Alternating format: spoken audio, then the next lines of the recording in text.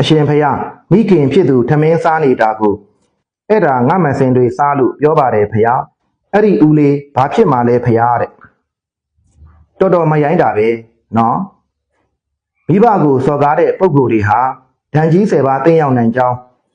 အပါဒံပါဠိတော်နဲ့ဓမ္မပဒတို့မှာဖော်ပြထားပါတယ်အဲ့ဒီဓာန်ကြီး10ပါးကဘာတွေလဲဆိုတာကိုဦးစင်းဖတ်ပြမယ်နော်1ကြမ်းတမ်းပြင်းထန်သောဥခေါင်းကြိုက်ခဲသည့်ဝေဒနာများခံစားရခြင်း2ပစ္စည်းဥစ္စာများအကြောင်းအမျိုးမျိုးဖြင့်ဆုပ်ယုပ်ပျက်စီးခြင်း3ခန္ဓာကိုယ်ခြေပြက်လက်ပြက်စသည်ဖြစ်ခြင်း4မျက်စိကွယ်ခြင်းနူနာဆွဲခြင်းလေငန်းဖြတ်ခြင်းစသောအနာရောဂါများခံစားရခြင်း5ယူသွခြင်းတို့ရောက်ခြင်း6ယာထုဌာနန္တရာများဖယ်ရှားခံရခြင်း9ကြမ်းတမ်းသောဆွဆွဲမှုများကိုခံရခြင်း8မိမိ၏မိခိုအားထားရာဖြစ်သောဆွေမျိုးများတည်ဆုံးပျက်စီးခြင်း9စည်းစိမ်ဥစ္စာများဆွေးမြေ့ပျက်စီးခြင်း